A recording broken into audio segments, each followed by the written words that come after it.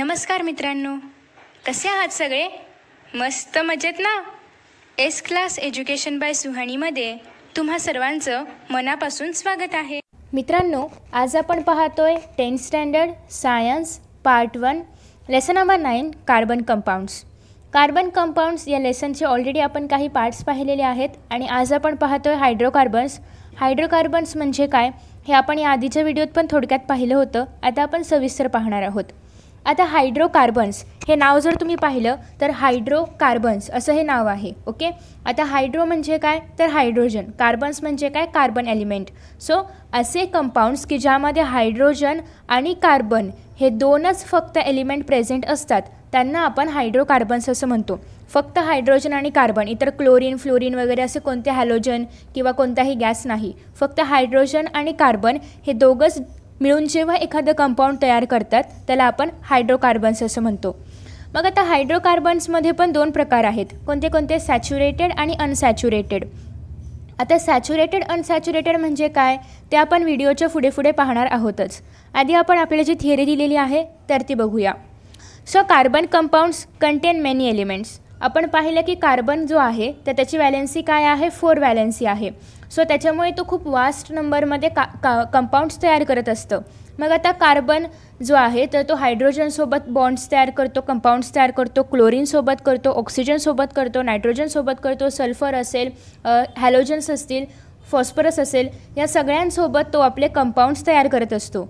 मग carbon compound जो आहे त्याच्यामध्ये खूप वेगवेगळ्या प्रकारचे एलिमेंट्स प्रेझेंट असतात. Okay, so the element hydrogen is present to a smaller or larger extent in majority of carbon compounds.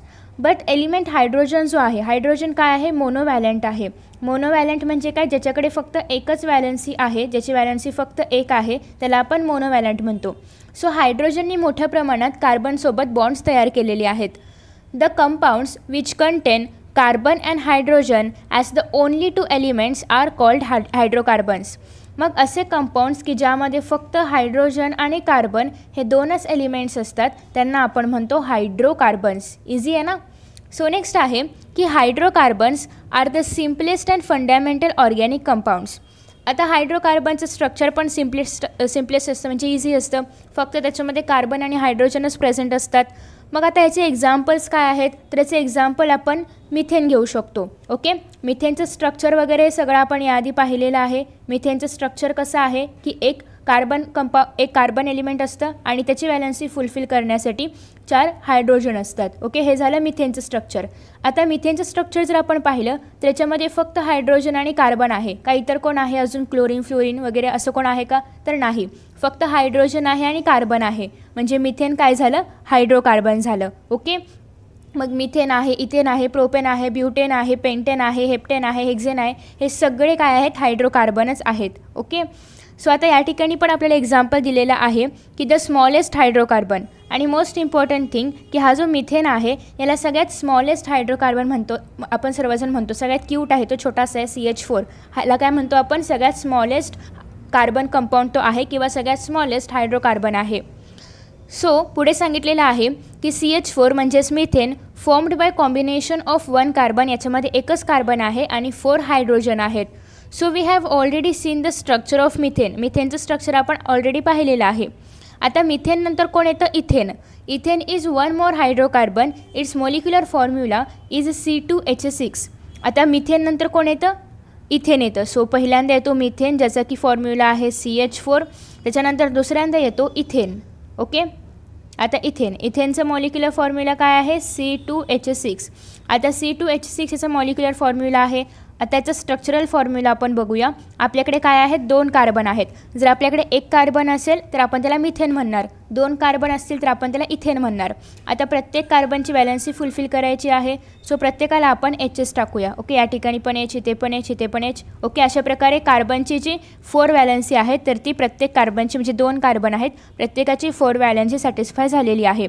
So या ठिकाणी C2H6 तयार झालेला आहे ज्याला की आपण म्हणतो ethane. Okay, so the first step in writing the line structure म्हणजेच structural formula of a hydrocarbon is to join the carbon atoms in the molecule with single bonds and then in the second step use the hydrogen atoms in the molecular formula so as to fulfill the remaining valencies of the tetravalent carbon atoms.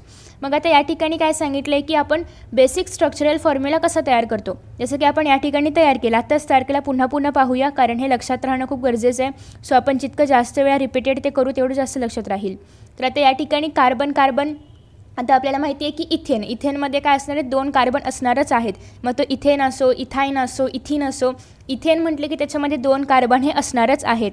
आता आपण ethane पाहतोय म्हणजेच alkane पाहतोय. Alkane म्हणजे काय, ज्यांच्यामध्ये single bond आहे तर ते. आता कार्बनमध्ये किती बॉन्ड आहे, फक्त सिंगल बॉन्ड आहे, म्हणजे याची आणि याची फक्त एकच व्हॅलेन्सी त्याच्यामध्ये फुलफिल झालेली आहे. अजून किती बाकी आहेत, 3, कारण कार्बनची एकूण व्हॅलेन्सी काय आहे, 4 आहे.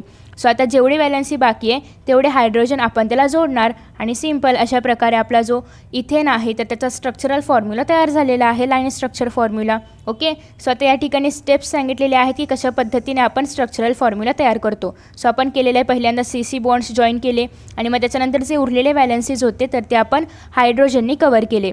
आता या ठिकाणी तुम्हाला लाईन स्ट्रक्चर फॉर्म्युला दाखवला आहे, त्याचबरोबर तुम्हाला या ठिकाणी इलेक्ट्रॉन डॉट स्ट्रक्चर दाखवलेला आहे, या ठिकाणी विथ सर्कल दाखवलेला आहे आणि या ठिकाणी लाईन स्ट्रक्चर दाखवलेला आहे. ओके, सो आता आपण नेक्स्ट पेजवर जाऊया. या ठिकाणी सांगितलेलं आहे की use your brain power. Molecular formula of propane is C3H8. So from this draw its structural formula. So latest draw करूया आपण. या ठिकाणी C3 सांगितले म्हणजे C किती असणार आहेत, 3 असणार आहेत. ओके, सो हे आपण 3 C ड्रॉ केले. आता प्रत्येक Cची आपल्याला काय करायची आहे, व्हॅलेन्सी जी आहे तर ती फुलफिल करायची आहे by joining hydrogen. Okay, so हायड्रोजनचे ॲटम्स आपण जॉईन करूया. ते किती यायला पाहिजे, 8 यायला पाहिजेत. 1 2 3 4 5 6 7 8 बरोबर 8 आलेले आहेत, म्हणजे हा कोण तयार झालेला आहे, आपला प्रोपेन तयार झालेला आहे. ओके, तर अशा पद्धतीने आपण स्ट्रक्चरल फॉर्म्युला तयार करतो. So from the structural formula of ethane and propane, it is seen that the valencies of all the atoms are satisfied by the single bonds. आता आपण इथेनचं स्ट्रक्चरल फॉर्म्युला पाहिला, त्याचबरोबर प्रोपेनचा पण पाहिला. मग प्रोपेन आणि इथेन या 2 स्ट्रक्चर फॉर्म्युल्याच्या आधारे आपण असं सांगू शकतो की जरी आपण सिंगल बॉन्ड घेतले कार्बन आणि कार्बनमध्ये तरी पण त्याच्या व्हॅलेन्सीज फुलफिल होत आहेत ना. येस, होत आहेत. सो असे जे काही कंपाऊंड्स असतात की ज्यांच्यामध्ये सिंगल बॉन्ड घेऊन पण व्हॅलेन्सीज ज्या आहेत तर त्या फुलफिल होतात त्यांना आपण म्हणतो सॅच्युरेटेड कंपाऊंड्स. काय म्हणतो आपण, सॅच्युरेटेड कंपाऊंड्स. ओके, सो पुन्हा एकदा असे कंपाऊंड्स की ज्यांच्यामध्ये फक्त कार्बनमध्ये फक्त सिंगल बॉन्ड असतो, ते फक्त सिंगल असतात, तर त्यांना आपण म्हणतो सॅच्युरेटेड कंपाऊंड्स. ओके, सो आता या ठिकाणी इथेन आणि प्रोपेन काय झाले, सॅच्युरेटेड हायड्रोकार्बन्स झालेले आहेत, कारण त्यांच्यामध्ये जे कार्बन आहेत तर त्यांच्यामध्ये फक्त सिंगल बॉन्ड आहे. So saturated hydrocarbons are also called as alkanes. आणि जे सॅच्युरेटेड हायड्रोकार्बन्स आहेत त्यांना आपण अल्केन्स पण म्हणतो. म्हणजे जे आपण अल्केन, अल्कीन, अल्काईन म्हणतो तर त्याच्यामध्ये सॅच्युरेटेड हायड्रोकार्बन्स म्हणजे ज्याला फक्त सिंगल बॉन्ड आहे तर त्यांना आपण अल्केन्स पण म्हणतो. ओके, आता अल्केन्सचे फॉर्म्युला वगैरे आपण सगळं पाहणार आहोत. आधी आपण अल्केन, अल्कीन आणि अल्काईन बघून घेऊया आणि मग आपण त्यांचे फॉर्म्युलाज पाहणार आहोत. तर आता या ठिकाणी आपण बेसिक काय गोष्टी शिकलो आहे, तर जेव्हा कार्बनमध्ये सिंगल बॉन्ड असतो तेव्हा त्याला आपण सॅच्युरेटेड हायड्रोकार्बन म्हणतो आणि सॅच्युरेटेडलाच आपण काय म्हणतो, अल्केन म्हणतो. म्हणजे इनडायरेक्टली ज्याच्यामध्ये सिंगल बॉन्ड असतो त्याला आपण अल्केन म्हणतो. ओके, मग methane, ethane, propane, butane, pentane हे सगळे काय झाले, अल्केन झाले. नेक्स्ट, आता कार्बन 2 असणारा आपण काय पाहिलं, इथेन आहे. पण इथेनसोबतच 2 कार्बन असणारे आणि डबल बॉन्ड किंवा ट्रिपल बॉन्ड असणारे अजूनही एलिमेंट्स आहेत की ज्यांना आपण इथिन आणि इथाईन म्हणतो. इथिनचा मॉलिक्युलर फॉर्म्युला आहे C2H4 आणि इथाईनचा आहे C2H2. मग या ठिकाणी आपण काय पाहिलं की जेव्हा इथेन असतं तर तेव्हा त्याचा जो काही व्हॅलेन्सी वगैरे सगळं आहे तर ते फुलफिल होण्यासाठी मॉलिक्युलर फॉर्म्युला काय आहे, C2H6. मग या ठिकाणी C2H4 कसं काय, याच्याने कशी काय व्हॅलेन्सी फुलफिल होईल किंवा या ठिकाणी C2H2ने कशी काय व्हॅलेन्सी सॅटिस्फाईड होईल, तर तेच आता आपण बघणार आहोत की नेमकं यांचं स्ट्रक्चर कसं ड्रॉ केलं जातं. तर आता आपण इथिन पाहतोय. इथिनचं मॉलिक्युलर फॉर्म्युला आहे C2H4 म्हणजे या ठिकाणी 2 C आहेत. परंतु जेव्हा इथिन असेल म्हणजे पहिल्यांदा आपण इथेन पाहिलं होतं त्या ठिकाणी A प्रेझेंट होता. ओके, इथे काय प्रेझेंट आहे, A प्रेझेंट आहे. इथे कोण प्रेझेंट आहे, E प्रेझेंट आहे. सो जेव्हा E प्रेझेंट असतं तेव्हा डबल बॉन्ड असतो. जेव्हा E प्रेझेंट असतो तेव्हा डबल बॉन्ड असतो. जेव्हा A प्रेझेंट असतो तेव्हा सिंगल बॉन्ड असतो. आणि अजून एक आहे की जेव्हा Y प्रेझेंट असतो म्हणजे इथाईन जेव्हा असेल तेव्हा त्या ठिकाणी ट्रिपल बॉन्ड असतो. किती बॉन्ड असतो, ट्रिपल बॉन्ड असतो. ओके, तर हे काही नावं तुम्हाला लक्षात ठेवायची आहेत. ओके. सो जर ए असेल तर काय असणार आहे सिंगल बॉन्ड, ई असेल तर काय असणार आहे डबल बॉन्ड आणि वाय असेल तर काय असणार आहे ट्रिपल बॉन्ड. बस एवढंच तुम्हाला लक्षात ठेवायचं आहे. ओके. आता आपण पाहणार आहोत याच्या पुढे. नेक्स्ट आहे की अशाच पद्धतीने काही अजून आहेत तर त्यांचं स्ट्रक्चर कसं ड्रॉ केलं जातं ते आपण आधी पाहणार होतो. तर या ठिकाणी पहिल्यांदा आपण डबल बॉन्डमध्ये स्ट्रक्चर कसं तयार केलं जातं इथिनचं तर ते पाहणार आहोत. इथिनचं मॉलिक्युलर फॉर्म्युला आहे C2H4. तर जेव्हा इथिन असतं तेव्हा डबल बॉन्ड असतो, मग कार्बन आणि कार्बनमध्ये डबल बॉन्ड द्यायचा. मग आता जेवढ्या व्हॅलन्सीज शिल्लक आहेत तर तेवढे H फक्त द्यायचे. आता या ठिकाणी डबल बॉन्ड आहे म्हणजे दोघांच्या 2 व्हॅलन्सी सॅटिस्फाय झाल्या, 4 मधल्या 2 सॅटिस्फाय झाल्या, राहिले किती 2. सो फक्त 2 हायड्रोजन जॉईन करायचे. सो याचा फॉर्म्युला काय तयार झाला C2H4, 4 H आणि 2 C. ओके. तर अशा पद्धतीने हे तयार झालं होतं आपलं इथिन. आता आपण तयार करणार आहोत इथाईन.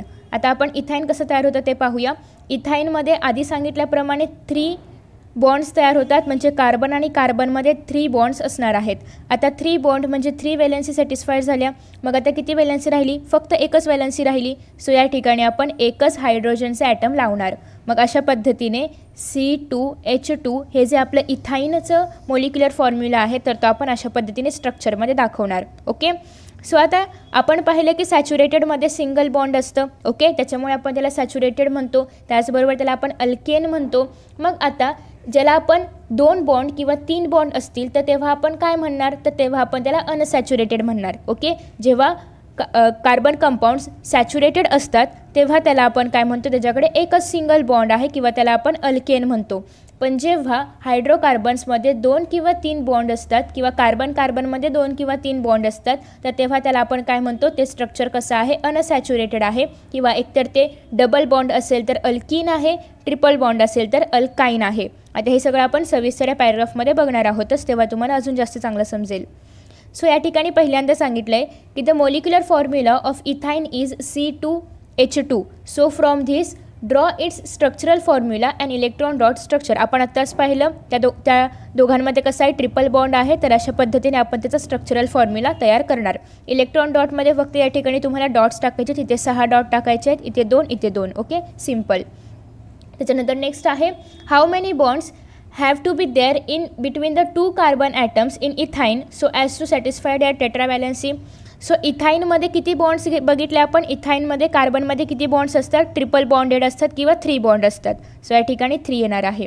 त्याच्यानंतर the carbon compounds having a double bond or triple bond between 2 carbon atoms are called as unsaturated compounds. मग असे कार्बन कंपाऊंड्स की ज्याच्यामध्ये कार्बनमध्ये डबल किंवा ट्रिपल बॉन्ड असतात त्याला आपण काय म्हणतो अनसॅच्युरेटेड हायड्रोकार्बन्स किंवा अनसॅच्युरेटेड कार्बन कंपाऊंड्स असं आपण त्यांना म्हणतो.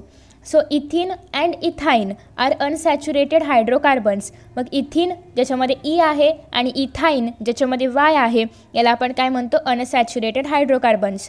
So the unsaturated hydrocarbons containing a carbon double bond are called alkenes. म्हणजेच अनसॅच्युरेटेड हायड्रोकार्बन्स ज्याच्यामध्ये कार्बनमध्ये फक्त डबल बॉन्ड असतो त्याला आपण काय म्हणतो अल्किन्स म्हणतो. त्याच्यामध्ये काय प्रेझेंट आहे ई प्रेझेंट आहे. ओके. ई असेल तर 2, ए असेल तर 1 आणि वाय असेल तर 3. त्याच्यानंतर पुढे आहे the unsaturated hydrocarbons whose structures contain a carbon triple bond. म्हणजे जर कार्बनमध्ये ट्रिपल बॉन्ड असेल आर कॉल्ड ॲज अल्काइन्स तर त्याला आपण काय म्हणतो अल्काइन्स म्हणतो. या ठिकाणी वाय येतो. ओके. जर ट्रिपल बॉन्ड असेल तर अल्काइन्स म्हणणार आपण त्यांना. आता या ठिकाणी अजून एक महत्त्वाची गोष्ट आहे की अनसॅच्युरेटेड कार्बन कंपाऊंड्स किंवा unsaturated carbons are more reactive than saturated carbon compounds. आता असं का अनसॅच्युरेटेड जास्त रिॲक्टिव्ह का आहेत सॅच्युरेटेडपेक्षा, तर सॅच्युरेटेडमध्ये आपण पाहिलं की सिंगल बॉन्ड असतं, अनसॅच्युरेटेडमध्ये एकतर डबल बॉन्ड असतं किंवा ट्रिपल बॉन्ड असतं. मग आता डबल बॉन्डवाले जास्त स्ट्रॉंग असणार की सिंगल बॉन्डवाले जास्त स्ट्रॉंग असणार, अर्थात डबल बॉन्डवाले जास्त स्ट्रॉंग असणार as comparative to the single bond. त्याच्यामुळे जे अनसॅच्युरेटेड हायड्रोकार्बन्स आहेत तर ते जास्त रिॲक्टिव्ह आहेत, म्हणजे जास्त रिॲक्शन घडवून आणतात as per to the saturated carbon compounds किंवा हायड्रोकार्बन्स. ओके. आता या दोघांमधला पण आपण एकदा थोडक्यात डिफरन्स बघून घेऊया सॅच्युरेटेड आणि अनसॅच्युरेटेडमधला. या ठिकाणी सॅच्युरेटेड, या ठिकाणी अनसॅच्युरेटेड. सॅच्युरेटेडमध्ये सिंगल बॉन्ड असतं, अनसॅच्युरेटेडमध्ये डबल किंवा ट्रिपल बॉन्ड असतं. सॅच्युरेटेडला आपण अल्केन्स म्हणतो अनसॅच्युरेटेडला आपण अल्किन किंवा अल्काइन्स म्हणतो. ओके, त्याचबरोबर याच्यामध्ये हे जे आहेत तर हे लेस रिॲक्टिव्ह आहेत आणि हे जे अनसॅच्युरेटेड आहेत तर ते मोर रिॲक्टिव्ह आहेत. ओके, बस इतकाच डिफरन्स आहे. आता आपण पाहणार आहोत स्ट्रेट चेन्स, त्याचबरोबर ब्रांचेड चेन्स अँड त्याच्यानंतर आपण पाहणार आहोत रिंग्स ऑफ कार्बन ॲटम्स. आता ब्रांच्ड चेन्स आणि रिंग्स किंवा स्ट्रेट चेन्स याबद्दल आपण थोडक्यात आधी पाहिलेलं आहे की स्ट्रेट चेन्स कशा असतात किंवा ब्रांच्ड चेन्स कशा असतात. ब्रांच म्हणजे काय, झाडाच्या फांद्या एकमेकांना असे लटकलेले असतात. ओके, प्रत्येकाला एक एक हायड्रोजन जॉईन करून द्यायचे जेवढे राहिलेले असतील तेवढे, तर हे झाली ब्रांच्ड चेन. आता स्ट्रेट चेन कसं असते तर फक्त अशा स्ट्रेट चेनमध्येच कार्बन असतात. ओके, त्याच्यानंतर रिंगमध्ये काय तर ती क्लोज्ड आहे, म्हणजे अशा पद्धतीने ती क्लोज झालेली असते आणि प्रत्येकाची व्हॅलेन्सी सॅटिस्फाय करायला हायड्रोजन किंवा इतर एलिमेंट्स असतात. अशा पद्धतीने ती क्लोज असते. ओके, आता आपण याचं व्यवस्थित स्टडी करूया. Let us compare the structural formula of methane, ethane and propane. From this structural formulae it is seen that the carbon atom, single or more carbon atoms bonded to each other, lie in the core of the molecule, while the hydrogen atoms bonded to each other of the carbon atoms are on the periphery of the molecule. The mutually bonded carbon atoms in the core are like the skeleton of the molecule, and the carbon skeleton determines the shape of the molecule of the carbon compound. आता जर आपण structure पाहिलं, suppose आपण मिथेनचं structure पाहतोय. Okay, त्याला 4 या ठिकाणी hydrogen जोडलेले आहेत.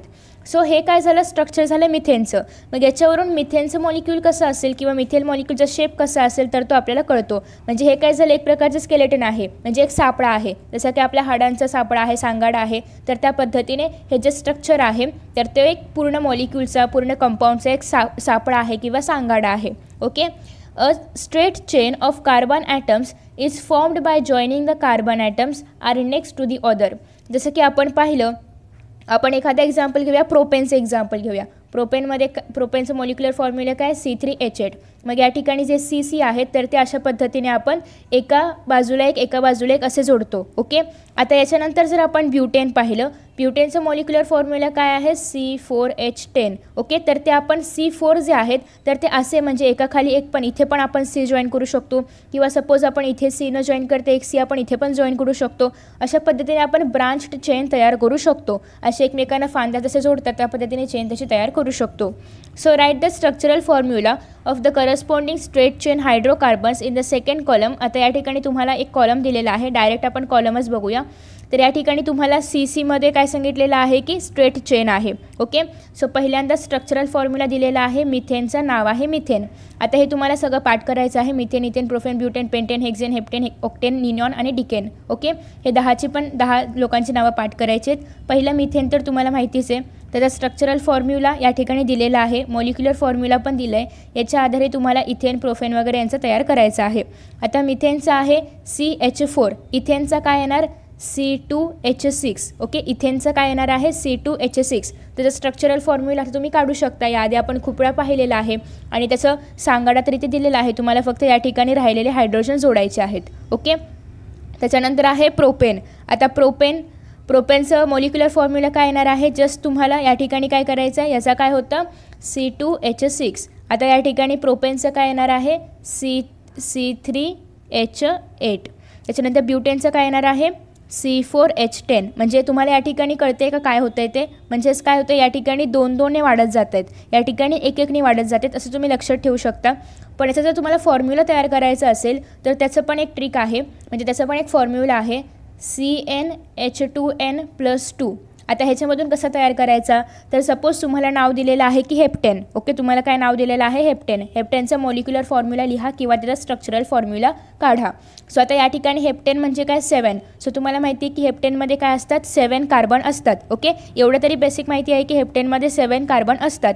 सो त्यासाठी आपण हा फॉर्म्युला वापरणार आहोत CnH2n+2. मग आता N म्हणजे काय असणार आहे 7. म्हणजे जे पण तुम्हाला नाव देतील, त्या निनॉन दिलं तर तुम्हाला माहिती आहे की 9 असणार आहेत. सो N म्हणजे तेव्हा आपण त्या ठिकाणी 9 पकडणार आहोत. ओके, सो आता या ठिकाणी N म्हणजे काय आहे 7. So C7. आता H2n म्हणजे काय 2 × 7 +2 म्हणजे काय +2. सो 2 × 7 काय येणार आहे 14. 14 + 2 काय येणार आहे 16. म्हणजे या ठिकाणी येणार आहे C7H16 कोणाचा येणार आहे हेप्टेनचं मॉलिक्युलर फॉर्म्युला. आता मॉलिक्युलर फॉर्म्युला कळला की तुम्ही स्ट्रक्चर आरामात ड्रॉ करू शकता. ओके, तर हा फॉर्म्युला फक्त तुम्हाला नोट डाऊन करून घ्यायचा आहे.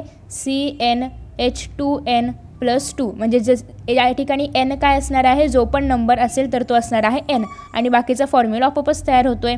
ओके, तर त्याच्यानंतर ब्युटेनपर्यंत आपण पाहिलं होतं. आता आपण पाहूया पेंटेन. आपल्या फॉर्म्युल्याच्या आधारे पेंटेनमध्ये काय असणार आहेत 5 कार्बन असणार आहेत. सो या ठिकाणी C5H2n +2. मग या ठिकाणी तुम्हाला काय करायचं आहे 10 आणि 2 12 म्हणजे H12 येणार आहे. ओके, त्याच्यानंतर आहे हेक्झेन म्हणजे C6H14. त्याच्यानंतर आहे हेप्टेन म्हणजे C7H16. त्याच्यानंतर आहे ऑक्टेन. ऑक्टेन म्हणजे काय C8H18. त्याच्यानंतर पुढे काय आहे नोनेन. नोनेन म्हणजे काय C9H20. त्याच्यानंतर पुढे काय आहे डिकेन. डिकेन म्हणजे काय C10H22. तर अशा पद्धतीने हे सगळे फॉर्म्युलेज आहेत. आता याच्या आधारावर तुम्हाला प्रॅक्टिस करायची आहे स्ट्रक्चरल फॉर्म्युला ड्रॉ करण्याची. ओके, सो आता हे तर सगळा टेबल आपण कंप्लीट केलेला आहे. स्ट्रक्चरल फॉर्म्युला तर तुम्हाला ड्रॉ करता येतोच, तर त्या पद्धतीने तुम्ही तो ड्रॉ करू शकता. आता आपण पाहतोय नाव let us pay more attention to the carbon chain in butane. आता या ठिकाणी ब्युटेनमध्ये थोडीशी व्हरायटी आपल्याला पाहायला मिळते. याआधी आपण एक कॉन्सेप्ट शिकलो होतो ती म्हणजे आयझोमेरिझम. ओके, काय कॉन्सेप्ट शिकलो होतो आयझोमेरिझम. आयझोमेरिझममध्ये काय होतं, काय पाहिलं होतं आपण आयझोमेरिझममध्ये आपण पाहिलं होतं की सेम कार्बन कंपाऊंड आहे, त्याचं जे मोलिक्युलर फॉर्म्युला आहे तर तो सेम असतो, पण त्याचा स्ट्रक्चरल फॉर्म्युलामध्ये मात्र खूप व्हरायटी असते. जसं की ब्युटेन आहे, ब्युटेनचा मोलिक्युलर फॉर्म्युला आहे C4H10. मग आता C4H10 आपण किती वेगवेगळ्या प्रकारे दाखवू शकतो, तर एकतर आपण CC सगळे एका लाईनमध्ये लिहून त्याला HH जॉईन करू शकतो, किंवा अशा पद्धतीने तुम्ही CC लिहून त्याला HH जॉईन करू शकता. तर अशा पद्धतीने जे ब्युटेन आहे तर ते आपण वेगवेगळ्या प्रकारे ड्रॉ करू शकतो.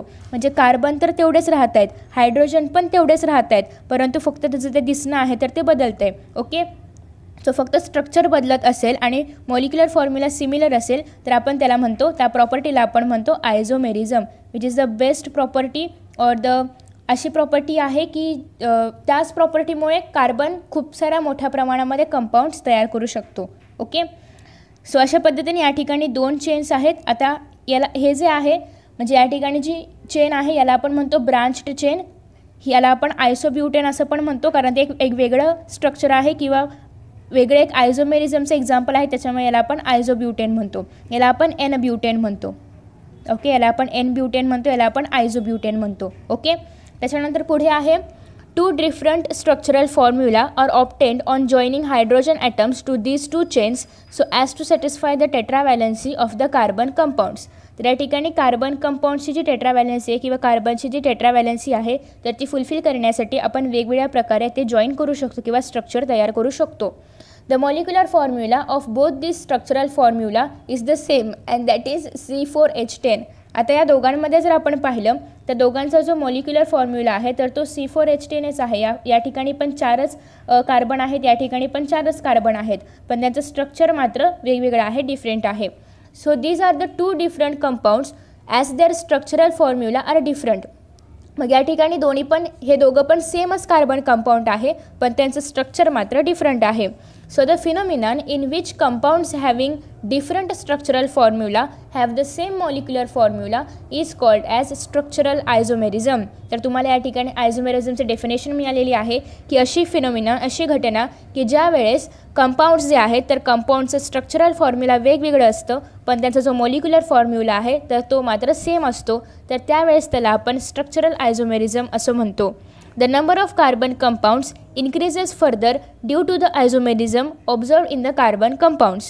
The carbon chain in the figure 9.13, या ठिकाणी जर आपण 9.13 फिगर पाहिली तर यामध्ये जी कार्बन चेन आहे एमध्ये तर ती कशी आहे स्ट्रेट आहे. आता या ठिकाणी कार्बन एकमेकांना स्ट्रेट जोडलेले आहेत, एका सिंगल लाईनमध्ये जोडलेले आहेत. ओके, आणि दुसऱ्या याच्यामध्ये जर आपण पाहिलं तर या ठिकाणी स्ट्रेट नाही आहे, तर या ठिकाणी ब्रांच्ड चेन तयार होते. ही असो किंवा ही असो, हे दोघं आहेत ब्रांच्ड चेन आहेत. ओके, नेक्स्ट आहे रिंग चेन.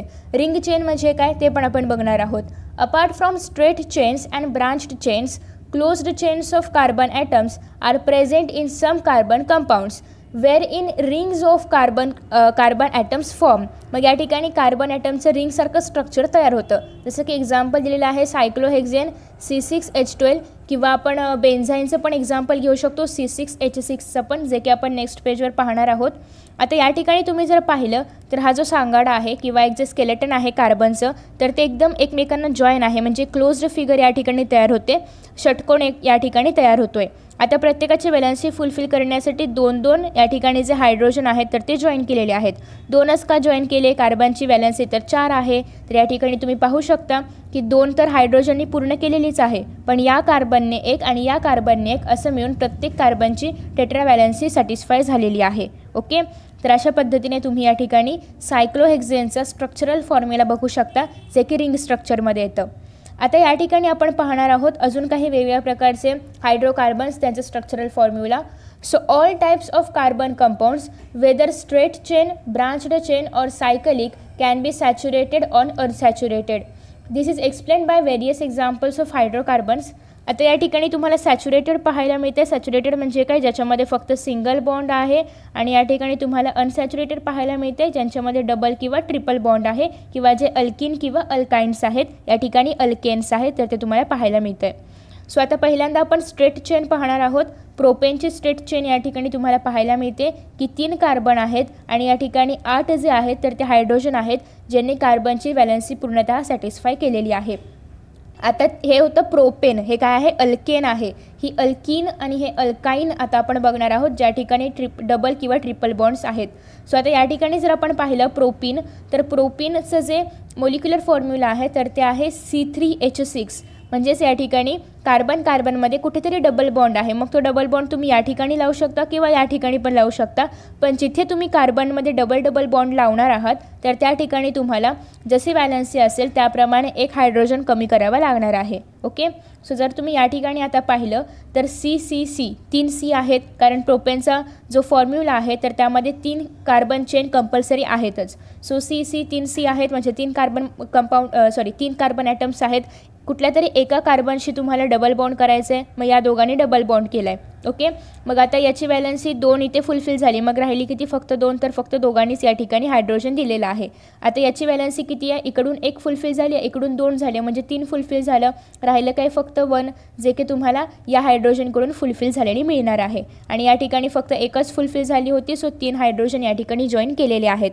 अशा पद्धतीने हे आहे स्ट्रेट चेन. ओके, कोणाची? प्रोपीनची, ज्याच्यामध्ये डबल बॉन्ड आहे. आता आपण पाहतोय ट्रिपल बॉन्ड. सो आता या ठिकाणी आहे प्रोपाइन. जर Y असेल तर काय सांगितलं होतं? 3 बॉन्ड असतात, ते काय असतं? अल्काइन असतं. ओके, सो अल्काइन असेल तर ट्रिपल बॉन्ड असणार आहे. मग कोणत्या पण कार्बनला तुम्ही ट्रिपल बॉन्ड लावू शकता. एकतर तुम्ही या कार्बनला पण लावू शकता किंवा या कार्बनला पण लावू शकता, पण ज्या कार्बनला लावाल त्यांची 3 व्हॅलेन्सी कंप्लीट होणार आहे आणि राहिलेला जो हायड्रोजन असेल तो फक्त 1च जॉईंट करायचा आहे. ओके, जसं की या ठिकाणी कार्बनमध्ये ट्रिपल बॉन्ड लावल्यामुळे 3 व्हॅलेन्सी कंप्लीट झालेली आहे, फक्त 1च राहिली होती जी की हायड्रोजननी कंप्लीट केली. या ठिकाणी 1च राहिली होती जी की या कार्बननी कंप्लीट केली. ओके, सो हे सगळं आहे स्ट्रेट चेन. आता आपण पाहणार आहोत ब्रांच्ड चेन. ब्रांच चेनचे एक्झाम्पल जे की आयसोब्युटेनचं आपण याआधीच पाहिलेलं आहे ऑलरेडी, की आयसोब्युटेन म्हणजेच ब्युटेनचा फॉर्म्युला आहे C4H10. 4 या ठिकाणी कार्बन लावलेले आहेत, 1 खाली लावलं आहे, अशा पद्धतीने 4 अरेंज केलेले आहेत, की त्यांचं एक ब्रांच स्ट्रक्चर म्हणजे एकाखाली एक स्ट्रक्चर तयार होतं आहे. याची स्ट्रेट चेन पण तयार करता येते, जी की तुम्ही या ठिकाणी पाहू शकता. Same molecular formula but different structural formula. आता हे आयझोब्युटायलन आहे की याच्यामध्ये दोघांमध्ये कोणामध्ये तरी डबल बॉन्ड तयार होतो आहे आणि मोलिक्युलर फॉर्म्युला आहे C4H8. ओके, सो या ठिकाणी हा कार्बन आणि हा कार्बन यांच्यामध्ये डबल बॉन्ड तयार होतो आहे, बाकी सगळे सिंगल बॉन्डवाले आहेत. त्याच्यानंतर इथे तुम्ही जर मोजलं तर तुम्हाला 4च कार्बन मिळणार आहेत आणि 8च हायड्रोजन मिळणार आहेत. नेक्स्ट आहे सायक्लिक, म्हणजेच काय तर रिंग स्ट्रक्चर. आता या ठिकाणी पहिल्यांदा दिलेलं आहे सायक्लोहेक्झेन. तर सायक्लोहेक्झेनचं रिंग स्ट्रक्चर तुम्ही बघू शकता कशा पद्धतीने ड्रॉ केलेलं आहे. तर या ठिकाणी सायक्लोपेंटेन आहे, हेक्झेन आहे म्हणून काय घेतलेले आहेत? 6 कार्बन घेतलेले आहेत. पेंटेन आहे म्हणून 5 कार्बन घेतलेले आहेत. ओके, आणि त्याच्या डबल काय आहेत? जेव्हा रिंग स्ट्रक्चर असतं तर रिंग स्ट्रक्चर फॉर्म होण्यासाठी जेवढे कार्बन आहेत त्याच्या डबलच, म्हणजे फक्त डबलपेक्षा जास्त पण नाही, डबलपेक्षा कमी पण नाही, हायड्रोजनची आवश्यकता असते. आता या ठिकाणी जर 6 कार्बन आहेत तर 12च हायड्रोजनची आवश्यकता आहे रिंग स्ट्रक्चर तयार होण्यासाठी सॅच्युरेटेडमध्ये. ओके, आता जर आपण अनसॅच्युरेटेडमध्ये पाहिलं तर कुठल्या तरी 2 कार्बनमध्ये डबल बॉन्ड तयार होणार आहे. त्याच्यामुळे या ठिकाणी दोन जे आपले ॲटम्स आहेत हायड्रोजनचे तर ते कमी केले तरी चालणार आहेत, कारण दोघांमध्ये डबल बॉन्ड तयार होतो आहे. त्याच्यामुळे जे अनसॅच्युरेटेड आहेत तर त्यांच्या फॉर्म्युल्यामध्ये चेंज होतं, परंतु जे सॅच्युरेटेड आहेत त्यांच्यामध्ये जर रिंग स्ट्रक्चर तयार व्हायचं असेल तर कार्बनपेक्षा डबल ॲटम्स असावे लागतात हायड्रोजनचे. ओके. त्याच्यानंतर या ठिकाणी तुम्ही बेन्झाईनचं बघू शकता आणि सायक्लोहेक्झिन. बेन्झिन आणि सायक्लोहेक्झिन हे काय आहेत, डबल बॉन्डवाले आहेत, अल्किनमध्ये येतात, अनसॅच्युरेटेड आहेत. त्यांचे जे स्ट्रक्चर्स आहेत तर ते तुम्ही या ठिकाणी पाहू शकता. सो अशा पद्धतीने त्यांचे मॉलिक्युलर फॉर्म्युला आणि स्ट्रक्चरल फॉर्म्युला आपण पाहिलेला आहे. या ठिकाणी एक छोटासा पॅराग्राफ दिला आहे की it is learn from the structural formula of benzene that it is a cyclic unsaturated hydrocarbon. आत्ताच आपण पाहिलं की बेन्झिन हा एक रिंग स्ट्रक्चर आहे, सायकलिक हायड्रोकार्बन आहे आणि त्याचबरोबर तो अनसॅच्युरेटेड आहे, कारण त्यामधले जे कार्बन ॲटम्स आहेत तर ते डबल बॉन्ड तयार करतात. So there are 3 alternate double bonds. आता या ठिकाणी जर तुम्ही पाहिलं बेन्झिनकडे तर इथे या दोघांमध्ये आहे का डबल बॉन्ड, नाही आहे, इथे आहे. त्याच्यानंतर इथे नाही आहे, इथे आहे, म्हणजे ऑल्टरनेट डबल बॉन्ड त्यांनी तयार केलेले आहेत. आणि 6 मेंबर आहेत, त्याच्यामध्ये 6 कार्बन आहेत, त्यामधल्या फक्त 3 कार्बननी ऑल्टरनेट डबल बॉन्ड तयार केलेत. आणि हे जे असं ऑल्टरनेट तयार करण्याचे जे स्ट्रक्चर आहे किंवा जे कॅरेक्टरिस्टिक आहे त्याला आपण ॲरोमॅटिक कंपाऊंड्स असं म्हणतो. ओके. सो अशा पद्धतीने या ठिकाणी आपण सॅच्युरेटेड हायड्रोकार्बन काय, अनसॅच्युरेटेड हायड्रोकार्बन म्हणजे काय आणि तुमच्या मनातली सगळ्यात मोठी भीती म्हणजे अल्केन, अल्काइन, अल्किनची ती पाहिलेली आहे. ओके. भीती नाही पाहिली, त्याचे एक्झाम्पल्स आपण पाहिलेले आहेत. तर मित्रांनो, आतापर्यंत आपण अल्केनचा एक फॉर्म्युला पाहिला होता की जर अल्केनचं मॉलिक्युलर फॉर्म्युला तयार करायचं असेल, म्हणजे सपोज की n नंबर असेल तर कसा तयार करायचा, तो होता CnH2n+2. पण असंच अल्किन आणि अल्काइनसाठी आहे का, तर ऑफकोर्स आहे. आता आपण अल्किनचं पाहणार आहोत. ओके. अल्किन म्हणजे काय, डबल बॉन्डवाले. तर आता यांचा फॉर्म्युला कसा आहे, CnH2n. ओके. आणि अल्काइन यांचा फॉर्म्युला पण आपण बघूया आणि मग आपण एक्सप्लेनेशन बघूया. सो CnH2n-2 हा याचा फॉर्म्युला आहे. ओके. म्हणजे या ठिकाणी जर आपल्याकडे n असेल, सपोज की n आहे 4 म्हणजे काय असणार आहे, तो ब्युटेन असणार आहे. आता n4 असेल तर आपण C4H10 त्याचं घेऊ शकतो. बट आता तो जर अल्किन असेल म्हणजे ब्युटीन असेल किंवा डबल बॉन्डवाला असेल तर त्यासाठी आपण काय करणार, C4 घेणार, पण या ठिकाणी H8 घेणार, म्हणजे C4H8 त्याचं अल्किनचं फॉर्म होणार. आता जर तो अल्काइन फॉर्ममध्ये म्हणजे ट्रिपल बॉन्डमध्ये असेल तर C4 तर राहणारच आहे. सी मधले नंबर कधी चेंज होत नाही, कार्बनचे नाही चेंज होत, फक्त हायड्रोजनचे चेंज होतात डबल किंवा ट्रिपल बॉन्ड असेल तर. सो आता या ठिकाणी C4 तर राहणार आहेच, पण या ठिकाणी H2n म्हणजे 4 2 8मधून 2 गेले 6, म्हणजे C4H6 त्याचं जे स्ट्रक्चरल किंवा मॉलिक्युलर फॉर्म्युला आहे तर तो तयार होणार आहे. अशा पद्धतीने त्याचे तुम्ही स्क्रीनशॉट काढून घेऊ शकता, कारण हे तुम्हाला फॉर्म्युला बनवण्यासाठी, स्ट्रक्चर बनवण्यासाठी खूप युजफुल ठरणार आहे. ओके. आता आपला एक छोटासा टॉपिक राहिला आहे डू यू नो मधला, तो आपण जाणून घेऊया. तर फक्त हे डू यू नो राहिलं आहे, छोटंसं आहे. In the course of millions of years, the reservoirs of crude oil were formed from the dead organisms buried under the sea floor. मग या ठिकाणी काय सांगितलेलं आहे की आत्तापर्यंत म्हणजे खूप मिलियन्स ऑफ इयर्स लागले होते क्रूड ऑइल तयार होण्यासाठी, खनिज तेल तयार होण्यासाठी, जे की म्हणजे जेव्हा ऑर्गॅनिझम्सची डेथ होते ते जेव्हा जमिनीच्या खाली त्यांचे अवशेष तयार होतात तर त्यापासून फोसाईल फ्युल्स किंवा क्रूड ऑइल्स आपल्याला मिळतात. सो त्यासाठी खूप मिलियन्स ऑफ इयर्स लागतात. आणि this crude oil and natural gas are now recovered from the oil wells. The natural gas is mainly methane. आणि ॲज यू नो की आपण याआधी पण पाहिलेलं आहे की नॅचरल गॅस हे काय आहे, मिथेन आहे, CH4 आहे. And the crude oil is the complex mixture of thousands of different compounds. It mainly contains various hydrocarbons, various useful components such as CNG, LPG, पेट्रोलला आपण गॅसोलिन म्हणतो. का म्हणतो ते पण आपण याच्या पुढे याच चॅप्टरमध्ये बघणार आहोत, कारण पेट्रोलमध्ये पेट्रोल तर असतं, सोबतच थोडासा त्याच्यामध्ये आपण इथेनॉल पण ॲड करतो. ते पर्सेंटेज ठरलेलं आहे वेगवेगळ्या कंट्रीजमध्ये, तेवढं त्याच्यामध्ये इथेनॉल टाकलं जातं आणि त्यापासून तयार जे होतं त्याला आपण गॅसोलिन म्हणतो. त्याच्यानंतर आहे kerosene, diesel, engine oil, lubricant etcetera are obtain by separation crude oil using fractional distillation. Okay. तर क्रूड ऑइलपासून आपण एवढे सगळे जे ॲटम्स आहेत तर ते सेपरेट करू शकतो. जे डिझेल असेल किंवा पेट्रोल असेल, जे पण असेल ते आपण सेपरेट करू शकतो. ओके. सो जसं की आपण आपला कुकिंग गॅस पाहिला होता, कुकिंग गॅस कशापासून बनतो, प्रोपेन आणि ब्युटेनपासून बनतो. प्रोपेन जे की आहे C3H8 आणि ब्युटेन जे की आहे C4H10 आणि हे दोघं मिळून बनवतात कुकिंग गॅस. तर अशा पद्धतीने आज आपण हायड्रोकार्बन्स पाहिले आहे. नेक्स्ट व्हिडिओमध्ये आपण पाहणार आहोत फंक्शनल ग्रुप, जे की अतिशय महत्त्वाचं आहे कारण आपण कार्बन कंपाऊंडमध्ये IUPAC नेम्स पण बघणार आहोत. त्यासाठी हा जो फंक्शनल ग्रुपचा टॉपिक आहे तो खूप महत्त्वाचा आहे. आय होप की तुम्हाला आजचा व्हिडिओ आवडला असेल आणि आधीचे सगळे टॉपिक्स तुम्ही पाहिले असतील. So thank you for watching this video. See you in next video.